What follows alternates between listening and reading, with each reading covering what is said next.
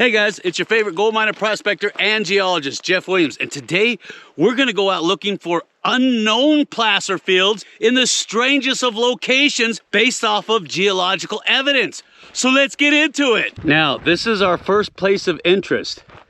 I know it doesn't look like much, but this area caught my eye, and I'm gonna explain why. Now keep in mind that you can have placer locations or paleoplacer deposits in the most unlikely places. And when I mean unlikely places, I mean on the tops of mountains. Now I know for a lot of you guys out there, you're thinking, Jeff, what the heck is a paleoplacer deposit doing on top of a mountain? Now just think back to where you had the ancient auriferous channels that were flowing millions of years ago during the Eocene period. Well, from that time period up to now, you have a lot of uplift and erosion. You have a lot of tectonic movement going on. So the landscape is totally different than what it was like when these ancient river channels were flowing naturally millions of years ago. So the first thing you need to do, like I always say, is your research.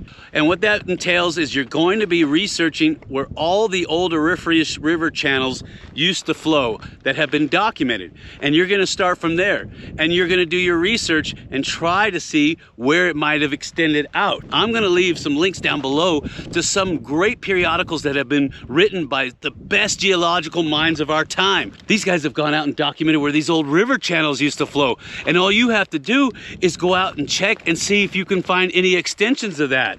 And that's what we're doing today. Where I'm standing here, it doesn't look like much of anything, does it? But from the evidence that I'm seeing from the geology is that part of an old river channel used to sit right here, and we're way up in the mountains. So I'm gonna explain why I think that, and then we're gonna do a little sampling to see if my theory is correct. And then by doing so, you can see what you need to look for when you go out in the field. Yeah, I know, enough jaw jacking. Get on and get us some gold, Jeff. We wanna see some gold. I wanna see some gold too. Now I want you to take a look at this little valley right here. It doesn't look like much, does it? But there are telltale signs here on the ground that there used to be a river channel here. Look at this. This is our first piece of evidence. This is a large piece of silicified rhyolite. But look at this. This is really smooth. This is water worn. And this should not be here. If anything, it should be sharp and angular like that. But it's smooth and round. What's that doing here? What does that look like? I know you're gonna say epidote or chlorite, but you would be wrong. This is a piece of idoclase. It's a metavolcanic rock. And when you break these open, sometimes you can have a lot of olivine in there, the crystals of it. But it's very heavy, it's a metavolcanic. That shouldn't be here. Now I know a lot of you are saying, so what's the big deal with that, Jeff? I'm sitting in the saddle of 2 rhyolitic domes. So I should have a lot of rhyolite all over. But for some reason, I've got rounded rhyolite boulders. And that doesn't make any sense, does it? Why is that here? And if you start looking at the ground, what do you see?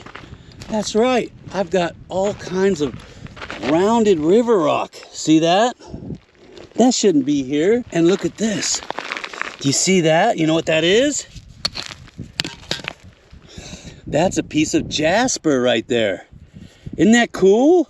That shouldn't be here either. And look at this, I've got a lot of large hematite and magnetite. These nodules are all over, but look, they're rounded. That shouldn't be here either. I got some basalt. I got some more silicified rounded rhyolite. You see that? And look at that. That's a piece of fossilized wood. You see that? You can see the growth striations on the side right there. So what I'm thinking is this is a small fragment of the old auriferous channels, the paleoplacers from the Eocene period. But there's only one way to prove that, and that is with sampling.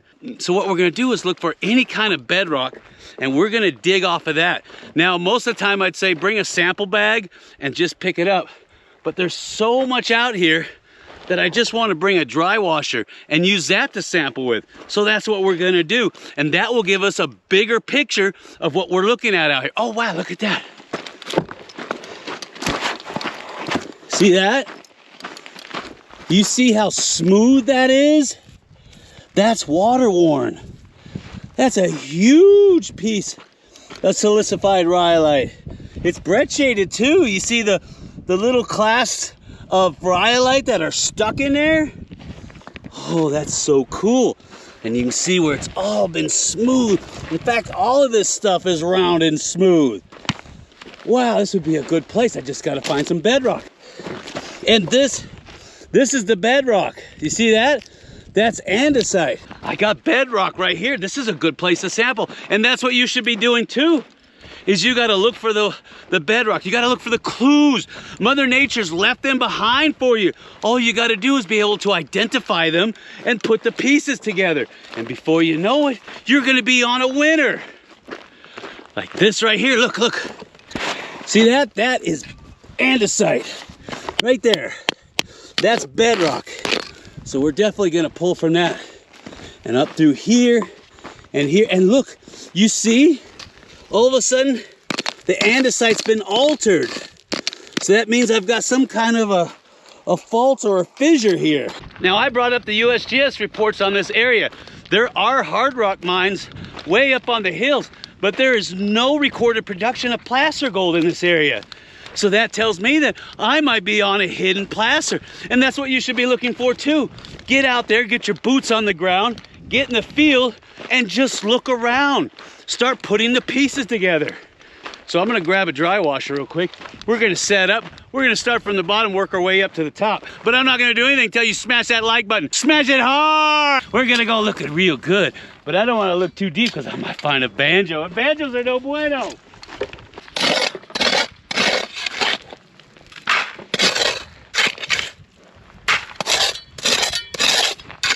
Hey, why don't you guys sing the song 16 tons while I'm digging, huh? Come on, I know you want to sing it. Or swing low. All right, you see this? This is andesite. This is an extrusive intermediate.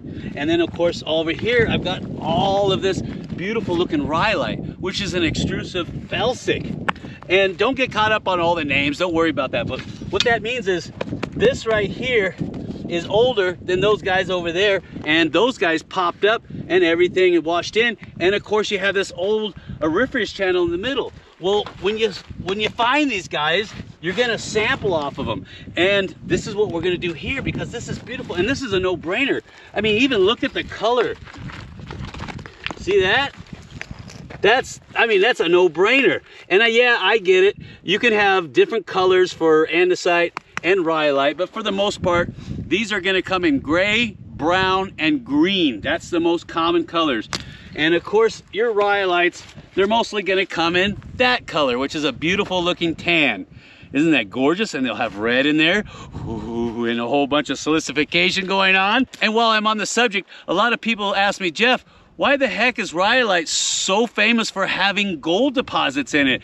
Well, there's a reason. And I know a lot of people ain't gonna tell you, but I'm gonna tell you. So pull up a chair and put your thinking cap on because class is in session. All right, now we're gonna talk about rhyolite. A lot of people don't talk about this, but I'm gonna talk about it because I think it's important. And keep in mind, there are 3 different types of extrusive volcanics. You have felsic, you have intermediate, and you have mafic. We're gonna focus on felsic or rhyolite because rhyolite hosts most of your gold deposits. Now, I'm not saying that you can't have a lot in your intermediates or your mafics don't have anything to do with it.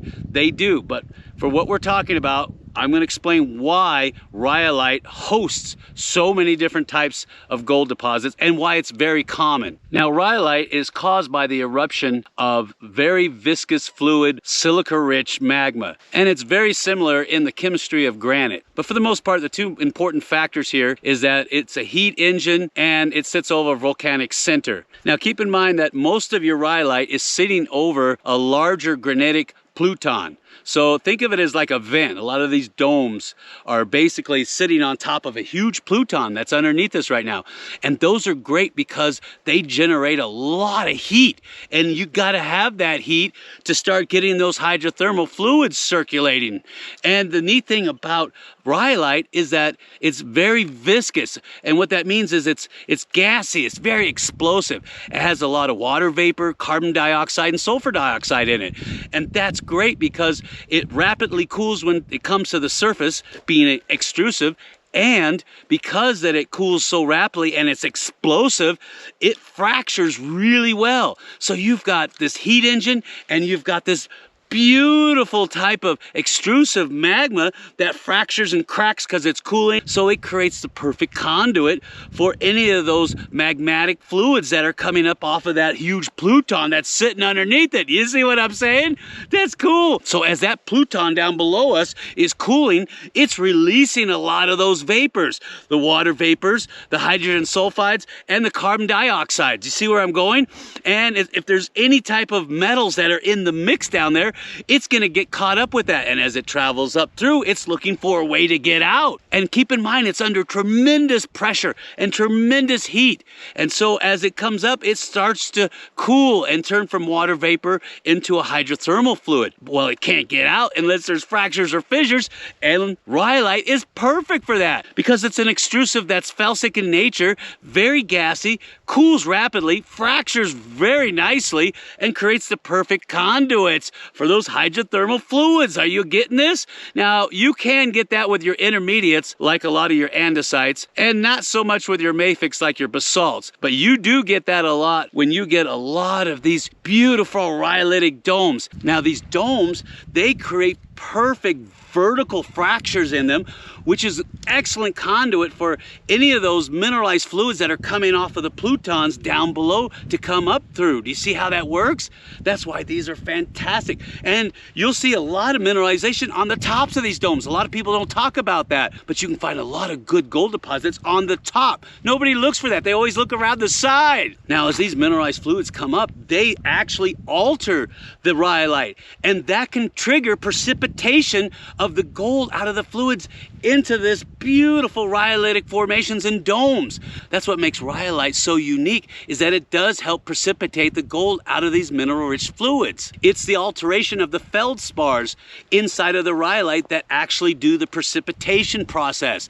Isn't that cool? Nobody talks about that. And a lot of times in these vertical veins where you have any of them start to level off again, you'll get the highest concentrations there, especially in these brecciated zones or this fault gouge. That's the best place to look. Yeah, I can hear from here. Jeff, we don't want a geological class. We want to see gold. Well, I'm trying to help you learn why rhyolite is so important for gold deposition. But all right, I get it. We'll get back to finding gold. All right, now take a look at this. What do you see? I don't know if you can see it, but there's a huge concentration of rounded rock right here. Does that tell you anything? Huh? And look right next to it. What do you see? I don't see hardly any vegetation growing right through here. It almost looks like a footpath, doesn't it? Well, what does that tell you?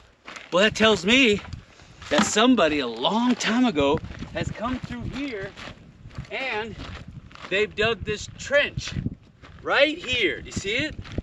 And they put all the material off to the side. If you weren't looking for it, you wouldn't know it was here.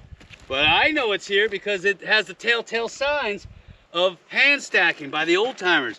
So what I'm gonna do is I'm gonna dig in this trench too and see if they found anything, because it's directly downhill from all of this round river rock, this rounded rhyolite, all this hematite. Oh, look at this, see?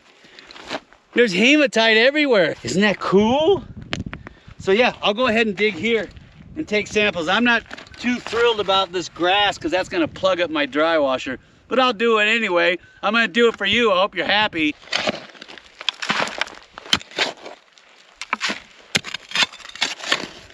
Remember, in this world, there's two kinds of people. Those with little shovels and those who dig. Well, today I got both. I know. Stick to your day job, Jeff, and leave the comedian work to the comedians. Now remember, stay away from flow sand. Flow sand is no good because the gold is going to be underneath it, and you're going to have to move a lot of it to get down to anything that's worthwhile. And by the time you get down through that much flow sand, chances are it's going to be moist, and that's not going to be good to run through a dry washer. So stay close to the surface. See where, look at that. See that? It's moist already. So that's why you want bedrock. It brings it up to the surface, traps the gold, dries out any of that sand that might be sitting on it. And since we just had a whole bunch of rain come through about a week ago, all of this stuff is fresh. It just came down. You can see where all the bushes, vegetation, and all this field grass you can see where it's all been pushed over because there was such turbulence of water coming through here. And that's always a good time to come out and go prospecting, is after a huge rain, because Mother Nature's pushed everything around. That's great. But like I said, stay away from that flow sand, because flow sand is no bueno. Now, a lot of the quartz here is vuggy and chalcedonic, which is good. And the reason why that's important is because it tells you a story about the temperature range that a lot of this rhyolite was subjected to. And we'll go into temperatures later and why that's important for gold deposition. But right now, I'm standing in the junction, or the convergence of all these different channels. So I grabbed it from all the other channels, and now I'm down here at this very final convergence point. So everything in this valley eventually washes down right here. Now, this is a good spot and a bad spot. And the reason why is because I don't have any bedrock. I'm sure the bedrock is down maybe about a foot or two, and I really don't feel like digging that deep. But I'm gonna move out as much of this material as possible, move the big rocks out of the way, and get all the material that's trapped underneath there and around it, and I'm gonna put that in my sample bucket. And that's what you need to do too, is when you're looking for areas to start sampling or dry washing, and it's in an arid area like this, get down to where all of the watersheds or all these different tiny little tributaries feed into a single wash.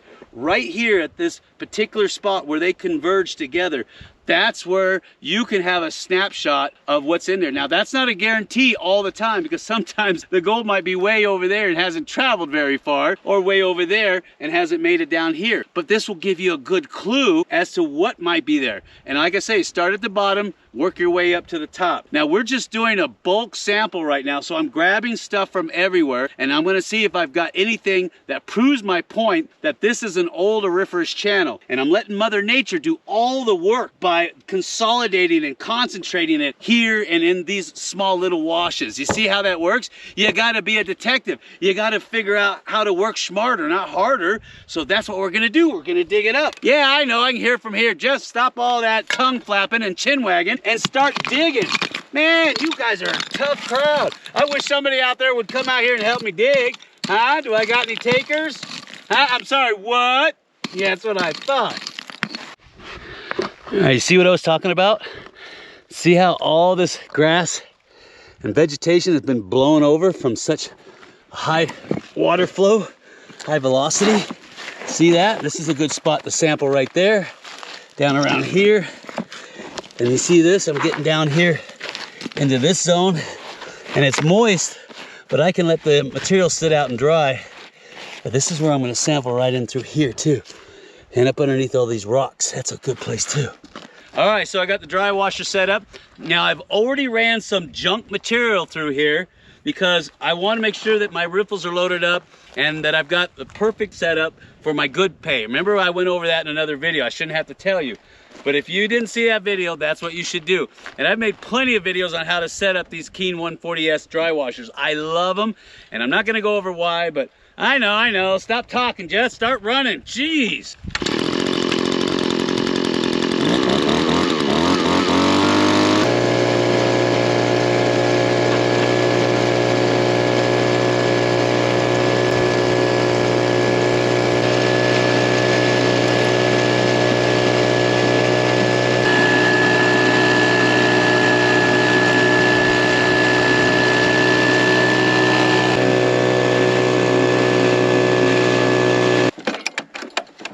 All right, now let's see if my calculations were correct.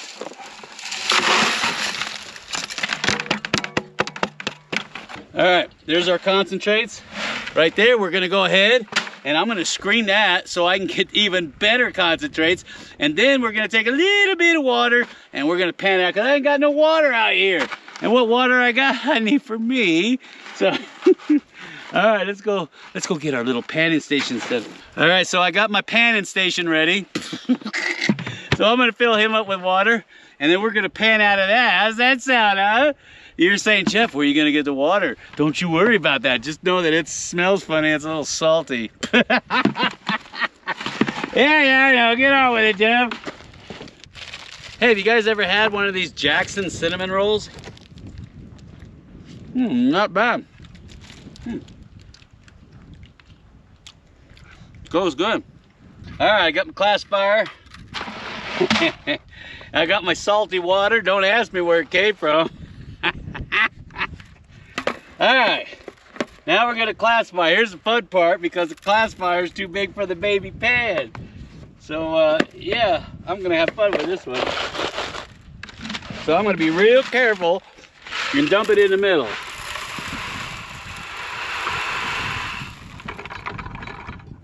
And that way I don't lose anything. And just to be safe, we'll classify here.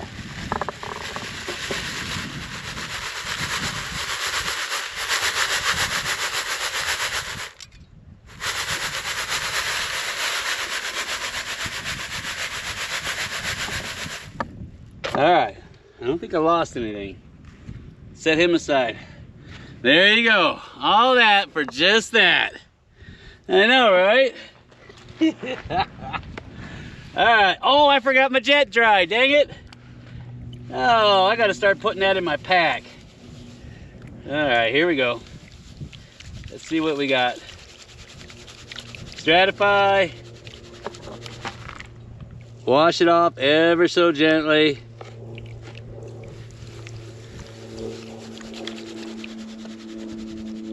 I got to be real careful with this, because I might have load gold in there off of these rhyolitic domes. So I got to be real careful with that.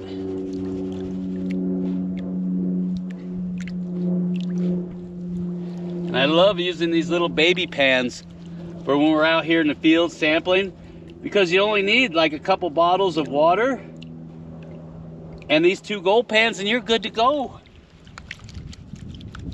You don't got to worry about bringing 5 gallons, 10 gallons out. Nothing like that. No, none of that craziness. All right, here we go. Getting down to the nitty gritty. I can already see stuff in the pan. But is there gold? Ah! Who does number 2 work for? Okay. Let me get my cheaters on. That way I can take a peek in there. Ooh, there is a ton of iron in there. See that? Do the Williams wiggle? Look at all of that. But that's not gold. I want gold. Give me the gold.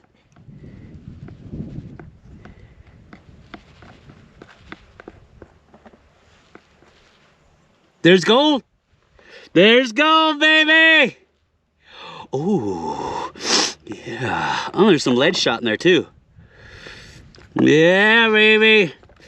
Oh, sorry, that's me drooling. Look at that. Oh, yeah. I told you, but you wouldn't listen. Look at that. Let me get it all bunched together for you. These 2 dropped in pants. Yeah. Look at that, huh? Nice, huh? Let me clean that all up for you, nice and pretty like. There you go. Ooh, isn't that nice? Yeah, that's not bad, huh? That was like, what, 15, 20 minutes worth of work? That's nothing. And it proves my point that there is an old channel, at least a little tiny piece of it, sitting up here in the saddle between these 2 rhyolitic domes. Now, my question is what does it look like? What's you look like up close? Yeah, it's rounded. It's all rounded. So that confirms it, that this stuff is from an old auriferous channel, or paleoplacer as they call it. And like that's why I said, bring a hand lens, inspect the gold. Now, if it was really rough and angular, I'd say, oh yeah, it probably came from one of these veins that's on top of these rhyolitic domes. This stuff is super rounded. It's been traveling a lot. So, oh, this is good news, I told you. And that's why I love these Keen 140S dry washers. They can hold on to the finest gold because of that electrostatic pad that's in there. They all come with it. That's a genius design that Pat Keen came up with. And we love these things so much, we're gonna be giving one away. That's right, we're gonna give a brand new Keen 140S dry washer away. And not only that, but a brand new Gold Monster 1000 metal detector. And to spice things up, we're gonna give away 10 bags of incredibly rich pay dirt from our drift mine, and each one comes with a silver bar. These bags are richer than any bag you've ever seen. In fact, I can honestly say they're the richest bags in the world. And if you want to get your hands on any of this stuff, just look for the little icon at the end of the video that looks like that. Click on it, just make a $10 pledge, and you instantly qualify to get your hands on any of this stuff. Ooh, and I'll see you on the next video.